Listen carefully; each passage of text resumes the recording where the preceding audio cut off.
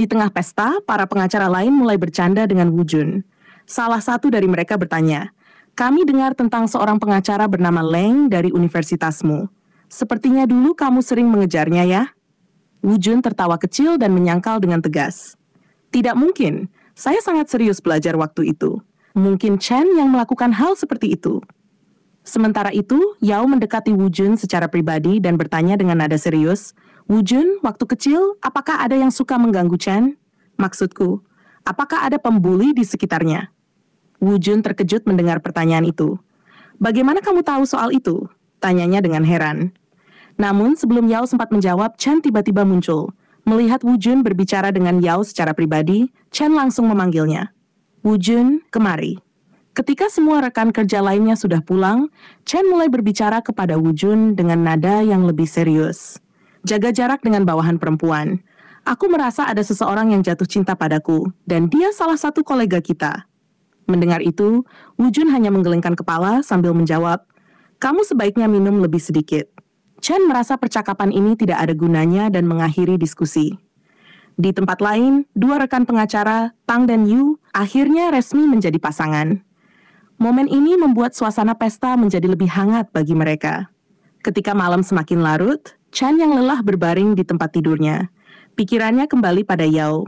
"Dia benar-benar semakin berani," pikir Chen. "Dia menulis sesuatu yang begitu penting untukku. Dia dulu sangat pemalu untuk mengatakan sesuatu secara langsung. Mungkin karena itulah dia menuliskannya." Baru saja Chen hendak memejamkan mata, pikirannya tetap sibuk dengan bayangan Yao, yang kini semakin sulit untuk ia abaikan. Di tengah malam, Chen bermimpi. Dalam mimpinya, Yao masuk ke kamarnya, duduk di tepi tempat tidur, dan berkata dengan nada serius, "Pak, saya ingin memberi Anda seorang bayi." Mendengar itu, Chen merasa sangat canggung dan terkejut. Ia menyadari bahwa ia belum siap untuk hal seperti itu. Saat Yao, dengan wajah kecewa, bangkit dan bersiap meninggalkan ruangan, Chen mencoba menghentikannya. Ia bergerak terlalu cepat hingga terjatuh dari tempat tidur. Hanya untuk menyadari bahwa semuanya hanyalah mimpi. Sementara itu, di kamar lain, Yao terbangun di tengah malam. Ia mengambil segelas air sambil mengingat kejadian di pesta. "Aku mengatakan begitu banyak hal saat mabuk, dan menumpahkan minuman ke pakaian bos. Aku harap aku tidak dipecat karena ini," pikirnya dengan khawatir. Keesokan paginya, Chen bangun dengan pikiran penuh tentang kartu dan hadiah dari Yao. Ia berniat mengirim pesan terkait pekerjaan, tetapi langsung merasa canggung ketika teringat isi kartu tersebut. Ia akhirnya memilih pergi ke kantor dengan memakai kacamata hitam untuk menyembunyikan rasa malunya. Setibanya di kantor, Woo Jun menghampirinya dengan antusias. "Hari ini, aku sudah mengatur sebuah ceramah untuk semua karyawan tentang bagaimana menyeimbangkan kehidupan cinta dan pekerjaan," katanya dengan bangga. Beberapa saat kemudian, Yao tiba di kantor. "Maaf, saya terlambat," katanya sambil terburu-buru menuju aula untuk menghadiri ceramah. Namun, Chen menghentikannya. Ia tidak ingin Yao mendengar kritik tentang romansa kantor. Woo Jun yang melihat ini mendorong Yao masuk dan berkata kepada Chen, "Jangan khawatir, aku akan membantu pekerjaanmu sementara kamu juga ikut ke sana." Mau tak mau, Chen masuk ke aula bersama yang lain. Di dalam, seorang pembicara wanita sedang menjelaskan berbagai kelemahan dari romansa di tempat kerja. Namun, Chen tidak bisa menahan diri dan menyela. "Tidak masalah jika pasanganmu bekerja di bawah atap yang sama. Sebenarnya, itu sangat efisien. Kalian bisa menghemat banyak waktu." Semua mata tertuju pada Chen. Ia mulai menyebutkan berbagai keuntungan dari romansa kantor, seperti saling mendukung di lingkungan kerja dan memperkuat hubungan. Pembicara lalu menoleh ke Yao dan bertanya, "Bagaimana pendapat Anda tentang ini, Nona Yao?" Yao menjawab, "Menurut saya setuju dengan pendapat pembicara. Jika Anda putus dengan pasangan di tempat kerja, Anda bahkan tidak akan merasa ingin datang ke kantor." Mendengar itu, Chen merasa sangat marah. Ia meninggalkan ruangan dengan wajah kesal, tidak peduli dengan tatapan orang lain. Di ruangannya, Chen mulai mencari di internet tentang apa artinya jika seorang rekan kerja wanita mengungkapkan cintanya, lalu tiba-tiba menjadi acuh tak acuh. Salah satu hasil pencariannya menyebutkan, mungkin dia menunggu inisiatif dari Anda. Anda juga harus berusaha. Saat ia merenungkan hal itu, Yao masuk membawa kopi. "Pak, Anda terlihat sangat cemas. Jika Anda mau, saya bisa menyiapkan makan malam untuk Anda. Saya juga perlu mendiskusikan sesuatu yang penting." Chen, yang sudah terbawa pikirannya sendiri, mulai membayangkan Yao ingin membuat makan malam romantis untuk secara resmi mengungkapkan perasaannya. Ia berkata dengan antusias, "Baiklah, kita harus menciptakan suasana yang bagus untuk membicarakan ini. Bagaimana kalau kita menemukan restoran yang indah?" Namun, Yao menjawab dengan polos, "Benar sekali, Pak. Tapi saya hanya ingin mendiskusikan kasus ini." Chen terkejut. "Kamu ingin membicarakan kasus? Kadang-kadang, kamu harus menyelesaikan masalahmu sendiri," katanya dengan nada dingin. Ia lalu menyuruh Yao keluar dari ruangannya. Di sisi lain, Sur, yang telah pindah ke tempat tinggal baru, terdengar suara ketukan di pintu. Dengan gugup, ia membuka pintu hanya untuk menemukan bahwa itu adalah seorang kurir. Beberapa saat kemudian, Yao tiba untuk menemuinya. "Kenapa kamu harus pindah seperti ini? Kamu bisa berbagi masalah ini denganku," kata Yao dengan nada peduli. Sur menjawab dengan tegas, "Sebenarnya aku ingin ketenangan. Jika dia datang mencariku lagi atau mencoba menggangguku, kali ini aku tidak akan diam." Keesokan harinya, Wu Jun mendekati Yao di kantor dan bertanya dengan nada serius, "Belakangan ini, aku tidak bisa menghubungi Sheer. Kemana dia pergi?" Yao ragu untuk menjawab. Ia tahu bahwa Sheer telah sengaja pindah untuk menghindari seseorang dan tidak ingin Wu Jun mengetahuinya. Akhirnya ia membuat alasan, mungkin dia sedang perjalanan dinas. Namun, Wu Jun terus mendesaknya dengan pertanyaan, hingga akhirnya Yao mengaku, Sheer sudah pindah rumah. Wu Jun terdiam sejenak, lalu berkata dengan nada bersalah, "Mungkin dia terganggu karena aku. Sampaikan pesanku untuknya. Katakan padanya bahwa dia tidak perlu merasa terganggu karenaku. Aku tidak akan pernah menghubunginya lagi. Aku juga tidak ingin dia pindah kemana-mana hanya karena aku." Di rumah, Yao sedang bekerja ketika Chen tiba-tiba meneleponnya. "Akhir-akhir ini, aku sangat menyukai hasil kerjamu. Jadi, aku ingin mentraktirmu makan malam," kata Chen. Namun, Yao menjawab singkat, "Pak, lain kali saja. Saya sangat sibuk hari ini," lalu menutup telepon. Hal ini semakin meyakinkan Chen bahwa Yao sedang memainkan strategi hard to get. Satu saat dia menulis I love you di kartu, lalu sekarang dia seperti mengabaikanku, pikirnya dengan frustrasi. Keesokan paginya, Yao tiba di kantor dengan terlihat lesu. Ba memperhatikannya dan memberikan secangkir kopi untuk menyegarkan dirinya. Chen, yang melihat kejadian ini dari kejauhan, merasa terganggu tetapi tidak mengatakan apa-apa. Beberapa saat kemudian, Yao datang ke ruangan Chen untuk membahas kasus Ting Ting. Saat diskusi, sebuah ide brilian muncul di benaknya. Wajahnya langsung berseri-seri, dan tanpa menjelaskan apa-apa, dia meninggalkan ruangan dengan tergesa-gesa. Yao segera menemui Ting Ting dan berkata, "Aku punya ide bagaimana kamu bisa memenangkan kasus ini dan mendapatkan rumahmu kembali." Mendengar penjelasan Yao, Ting Ting merasa sangat lega dan bahagia. Hari itu, Yao terlihat sangat senang.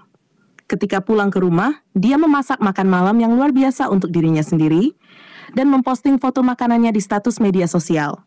Chen, yang melihat status itu, mulai merindukan masakan Yao. Malam itu, Chen pergi ke rumah Wu Jun dan duduk di sana hingga larut malam sambil minum-minum. Wu Jun, yang sudah mengantuk, akhirnya berkata, "Kenapa kamu belum pulang? Ada apa sebenarnya?" Setelah didesak beberapa kali, Chen akhirnya mengungkapkan, ini tentang masalah hubungan. Wu Jun menggodanya, "Apa Leng mengaku cinta lagi padamu? Bukankah kemarin ada rumor tentang itu?" Chen menggeleng dan menjawab, "Bukan tentangku, ini tentang seorang temanku. Ada seorang gadis yang mengungkapkan cintanya padanya, tapi setelah itu dia menjadi sangat dingin. Seolah-olah hal itu tidak pernah terjadi." Wu Jun tertawa kecil dan berkata, "Katakan pada temanmu, jika dia tidak merespons, gadis itu mungkin merasa ditolak. Jadi, saran untuk temanmu, pergi temui gadis itu dan beritahu bahwa dia juga menyukainya." Chen menjawab dengan tegas, "Tapi temanku punya gaya dan standar. Dia tidak pernah mengejar gadis lebih dulu." Wu Jun memutar matanya dan berkata, "Kalau begitu, setidaknya beri dia petunjuk tidak langsung kalau dia juga menyukainya. Jangan membuatnya bingung." Chen menyukai ide dari Wu Jun dan mulai memikirkannya dengan serius. Keesokan harinya di kantor, Wu Jun mendekati Yao sambil berkata, "Oh ya, soal kotak hadiah yang diterima kemarin. Sebenarnya itu diatur oleh perusahaan dan ada sedikit kekacauan. Mereka bilang beberapa confession box hilang, mungkin tercampur dengan hadiah kita. Kamu tahu sesuatu tentang ini? Atau mungkin ada hadiah yang salah sampai ke tangan Chen?" Yao tersenyum tipis dan menjawab, "Kalau saya benar-benar memberikan confession box ke bos, dia pasti sudah merespons. Mungkin malah saya sudah dipecat." Jadi tidak ada yang salah kan? Sementara itu, Chen sedang mengumpulkan keberanian.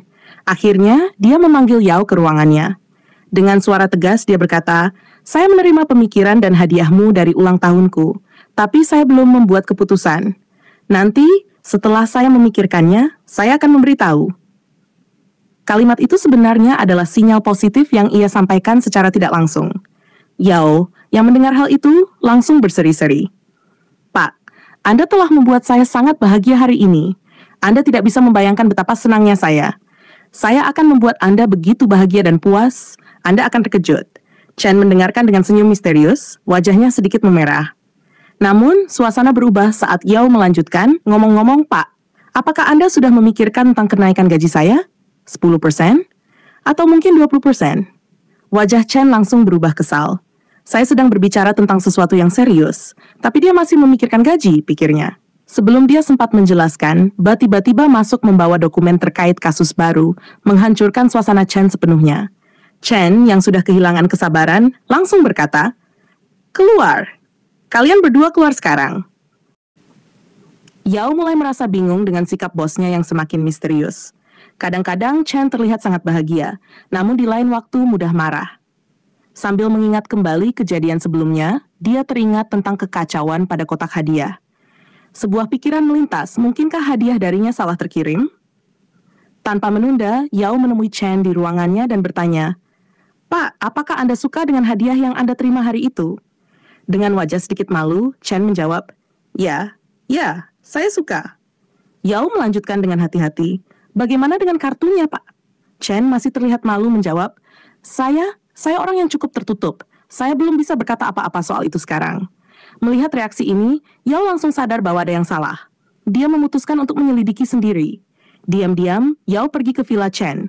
Di sana, dia menemukan kotak hadiah yang ia siapkan sebelumnya. Masih utuh, lengkap dengan kartu yang bertuliskan, "I love you and I want a baby with you." Yao terkejut sekaligus bingung.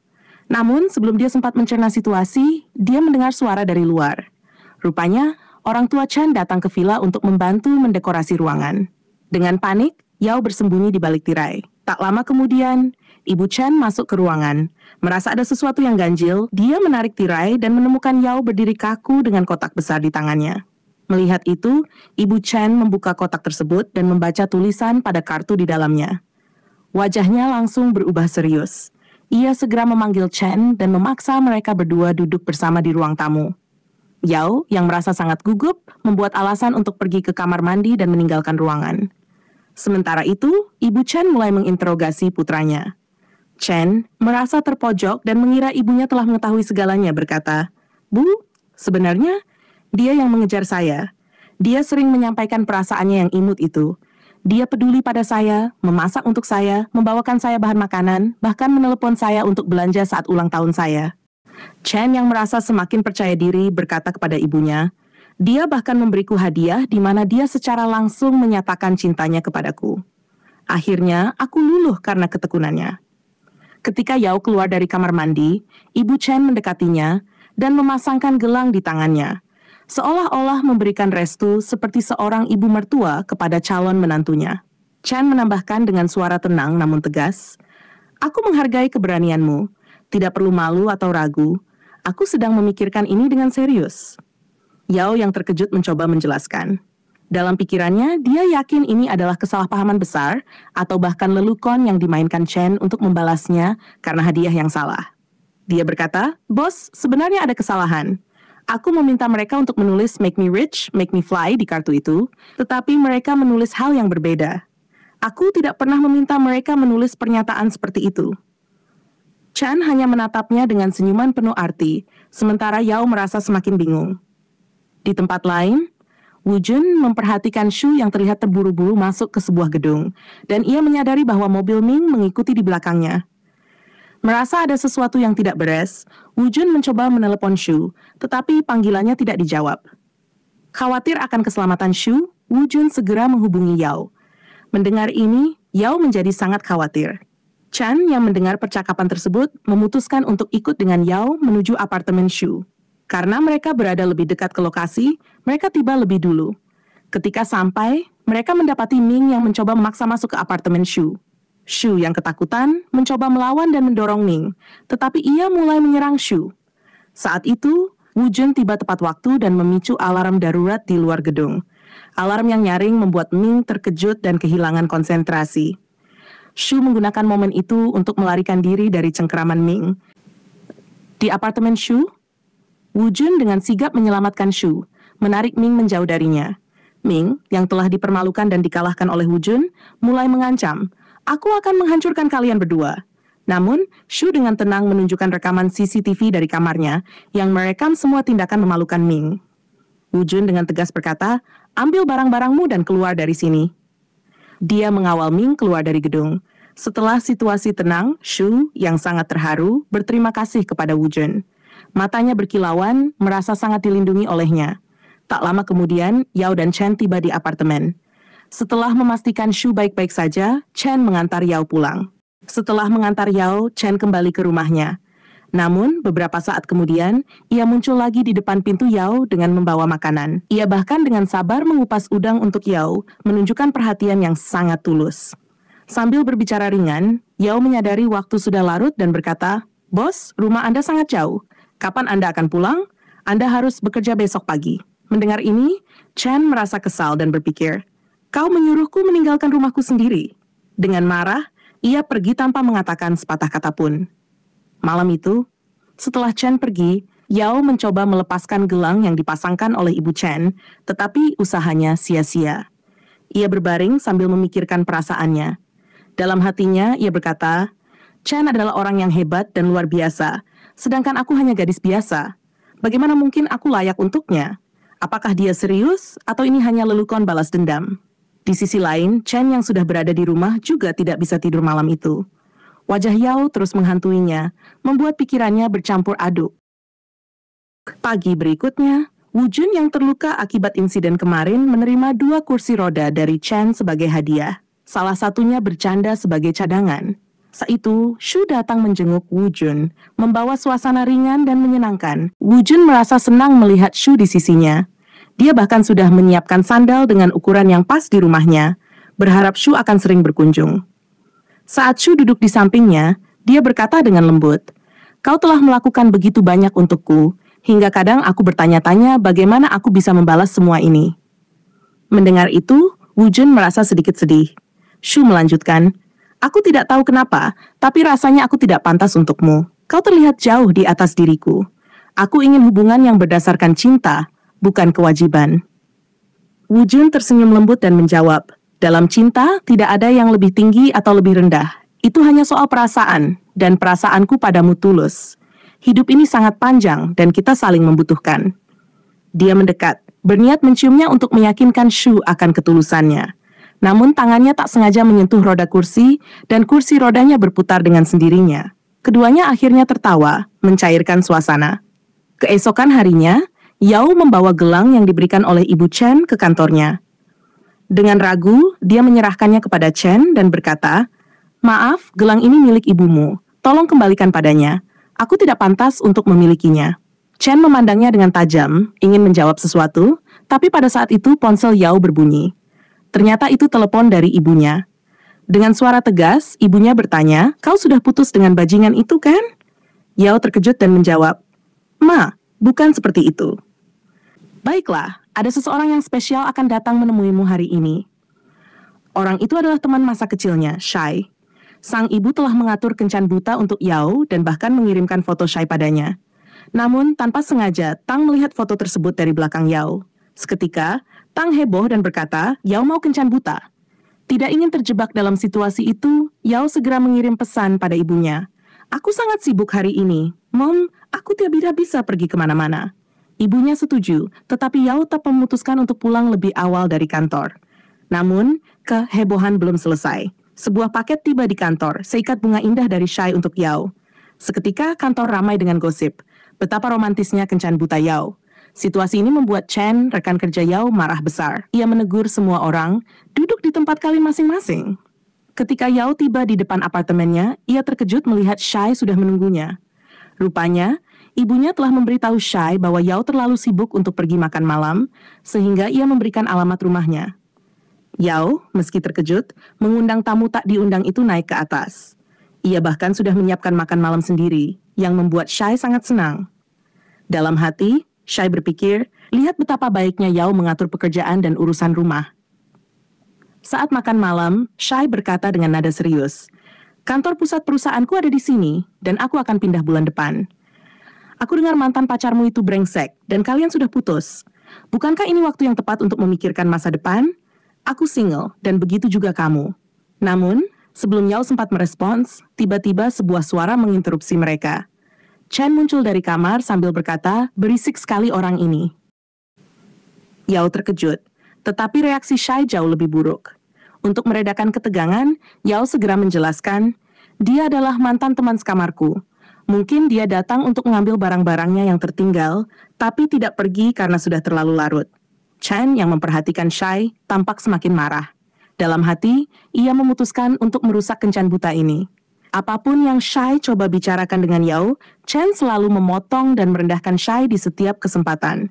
Yao merasa sangat canggung dengan situasi itu. Akhirnya, ketika Yao bangkit untuk membereskan sesuatu, Shai tidak tahan lagi dan bertanya langsung pada Chen, "Tuan, apakah Anda menyukai Yao? Atau apakah Anda punya dendam padanya sehingga Anda merusak kencan butanya seperti ini?" Ketegangan di antara keduanya terasa memuncak. Namun, saat Yao kembali ke ruangan, keduanya langsung duduk tegak, pura-pura tidak ada yang terjadi. Beberapa saat kemudian, Shai pamit pulang dan Yao mengantarnya hingga ke depan pintu.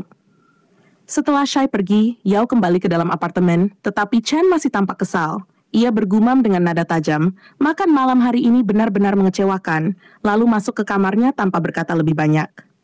Sementara itu, di kantor, Yu dan Tang diam-diam menjalin hubungan, tetapi mereka berusaha keras untuk menyembunyikan fakta itu dari rekan-rekan mereka. 2 hari kemudian, Yao kembali bertemu Shai dalam kencan buta di sebuah restoran yang kebetulan dekat dengan kantor. Namun, rencana kencan mereka terganggu lagi. Chen, yang mengetahui hal ini dari Bao, langsung menuju restoran tersebut. Setibanya di sana, Chen dengan nada marah menegur Yao, "Kamu meninggalkan begitu banyak pekerjaan di kantor, tapi malah duduk santai di sini." Shai, yang melihat kejadian itu, tampak terkejut. Ia bertanya dengan curiga, "Apakah pria ini bosmu? Atau dia lebih dari sekadar teman sekamar?" Melihat sikap Chen, Shai mulai merasa ada sesuatu yang aneh. Benih kecurigaan perlahan tumbuh di pikirannya. Shai menatap Chen dengan tajam dan berkata, "Jam kerja sudah selesai, jadi Anda tidak punya hak untuk mengganggu rekan kerja Anda." Namun, suasana memanas ketika Shai dan Yao sama-sama berkata pada Chen, "Penampilan dan gaya Anda tidak cocok dengan restoran murah ini. Akan lebih baik jika Anda pergi." Mendengar itu, Chen tersenyum tipis, tetapi segera bertanya, "Siapa sebenarnya pemilik restoran ini? Dan siapa yang berani berbicara buruk tentang tempatku?" Shai, yang merasa suasana semakin tegang, memilih diam. Namun, ia tidak bisa menahan diri untuk bertanya, "Tuan Chen, sebenarnya apa status Anda di sini?"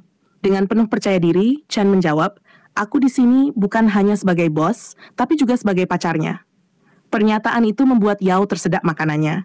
Shai yang sudah hampir kehilangan kesabaran memandang Chen dengan penuh amarah. Sementara itu, Chen mulai bercerita panjang lebar, membuat situasi semakin canggung. "Awalnya," kata Chen dengan nada dramatis, "gadis ini terus mengikutiku kemana-mana. Dia berusaha keras untuk meyakinkanku agar menerimanya. Aku menolaknya berkali-kali, tetapi akhirnya hatiku luluh. Aku tahu dia mulai kencan buta dengan seseorang seperti kamu hanya karena aku pernah menolaknya. Tapi aku orang yang sangat posesif terhadap pacarku." Shai, yang sudah tidak tahan lagi dengan cerita tersebut, berdiri dengan marah dan pergi tanpa sepatah kata pun. Setelah Shai pergi, Yao dengan wajah bingung menatap Chen. "Pak, Anda tahu itu semua hanya kesalahpahaman. Itu semua karena hadiah yang salah. Saya tidak pernah mengejar Anda." Chen, dengan santai tetapi menggunakan nada resmi, berkata, "Ada 3 pihak yang terlibat, tapi saya adalah pihak yang paling dirugikan. Meskipun bukan kesalahan saya, seseorang telah memberikan hadiah yang salah dan menimbulkan masalah ini. Jadi, saya seharusnya mendapatkan kompensasi, bukan? Perasaan saya dimainkan begitu saja." Mendengar itu, Yao tampak sedih. Ia memberanikan diri bertanya, "Pak, apakah Anda benar-benar jatuh cinta pada saya?" Chen tidak langsung menjawab, membuat suasana menjadi semakin tegang. Chen seharusnya langsung menjawab ya, ketika Yao bertanya apakah ia mencintainya. Namun, ia tetap diam. Egonya menghalanginya untuk mengakui perasaannya. Yao yang semakin ragu berpikir dalam hati, apa yang kupikirkan? Bisakah seseorang seperti dia benar-benar mencintai seseorang seperti aku? Sementara itu, Chen berbicara dengan nada dingin. Kalau kamu ingin kompensasi untuk hadiah yang salah itu, kamu harus bekerja untukku sebagai pengurus rumah selama 3 hari. Hari pertama, Yao tiba di villa mewah Chen, yang ukurannya luar biasa besar. Chen langsung memberikan instruksi tanpa ampun, membersihkan kolam, memangkas taman, membersihkan semua kaca perintahnya. Yao berusaha keras menyelesaikan semua pekerjaan itu, tetapi villa yang begitu besar membuatnya kewalahan. Saat malam tiba, Chen tidak membiarkannya beristirahat. Dengan nada mengejek, ia berkata, "Aku ingin hadiah terbesar di sini." Yao yang sudah lelah, mencoba memenangkan hadiah itu dengan bermain basket di halaman villa, tetapi kelelahan membuatnya kalah. Ia hanya bisa tidur dengan tubuh yang hampir tak berdaya. Hari kedua, pagi-pagi sekali, Chen membangunkannya dengan suara keras. Datang ke villa pukul 6. Hari ini pekerjaan dimulai lebih awal. Yao memulai hari dengan membersihkan lantai yang luas. Chen dengan sengaja masuk ke ruang kerjanya, berkata, "Aku akan ada di sini selama 4 jam. Jangan ganggu aku." Diam-diam, Chen berharap Yao akan mengambil kesempatan untuk beristirahat. Namun Yao meskipun tubuhnya sudah lelah, tidak menyerah. Ia terus bekerja tanpa henti, bahkan ketika Chen tidak ada untuk mengawasinya. Ketika Chen keluar dari ruang kerja, ia terkejut melihat seluruh villa berkilauan, seperti baru dibersihkan oleh tim profesional. Di tengah ruangan, ia menemukan Yao tertidur kelelahan. Sekilas, ia berpikir betapa bodohnya dia, tidak tahu kapan harus berhenti. Namun pada saat itu, Yao terbangun. Wajahnya penuh dengan kemarahan. Dengan suara bergetar, ia berkata, "Pak, apakah Anda menganggap saya ini manusia atau binatang? Saya datang ke perusahaan Anda untuk menjadi pengacara, bukan untuk menjadi pembantu Anda. Apa kesalahan saya sehingga Anda memperlakukan saya seperti ini?" Chen terdiam. Kata-kata Yao menghantamnya keras, tetapi egonya masih menahan tanggapannya. Bagaimana ia akan menjelaskan perasaannya yang sebenarnya? Yao menjadi sangat marah setelah mengingat bahwa semua ini hanya karena hadiah yang salah. Dengan wajah memerah, ia berkata tajam, "Saya akan berhenti dari pekerjaan saya juga." Melihat kemarahannya, Chen mulai panik. Ia segera meraih tangan Yao dan berkata dengan nada tegas namun lembut, "Aku suka kamu, Yao. Aku mencintaimu. Aku hanya tidak punya keberanian untuk mengatakannya sampai sekarang. Itulah mengapa aku terus mencari alasan untuk mendekatimu. Aku tidak pernah bermaksud menyiksamu." Yao tertegun. Ia menatap Chen, tidak percaya. "Pak, Anda tidak sedang balas dendam karena hadiah yang salah itu kan? Apa saya terlihat pantas untuk Anda, atau sepadan dengan status Anda?" Chen tanpa ragu memegang tangannya lebih erat dan berkata dengan suara penuh keyakinan, "Percayalah, aku benar-benar jatuh cinta padamu." Wajah Yao memerah mendengar pengakuan itu. Ia pulang dengan pikiran berkecamuk, tidak percaya bahwa bosnya yang selama ini dingin dan keras bisa jatuh cinta padanya. Dalam hati, ia bertanya-tanya, bagaimana aku harus menghadapi dia di kantor setelah ini? Keesokan harinya, Chen tidak muncul di kantor sama sekali. Rupanya, ia sedang menghadiri rapat penting. Di sela waktu itu, Yao secara tidak sengaja mengetahui bahwa Tang dan Yu menjalin hubungan rahasia. Sebagai teman dekat keduanya, Yao merasa sangat bahagia untuk mereka. Hari itu, Yao bekerja lembur dan tampaknya akan menjadi orang terakhir yang meninggalkan kantor. Namun, tepat ketika ia sedang membereskan mejanya, Chen tiba-tiba muncul. Mereka saling memandang, suasana hening, tetapi mata Chen tampak berbeda malam itu. Ada sesuatu yang aneh. Ia terlihat sedikit lelah, tetapi juga penuh tekad. Dengan suara pelan namun serius, Chen bertanya, "Sudahkah kamu memikirkan pengakuanku? Dan apa keputusanmu?" Dan disinilah bagian ini berakhir. Jangan lupa untuk menulis komentar tentang pendapatmu mengenai episode ini. Klik tombol suka jika kamu menyukainya, dan jangan lupa untuk subscribe ke channel ini untuk menonton kelanjutan ceritanya di episode berikutnya.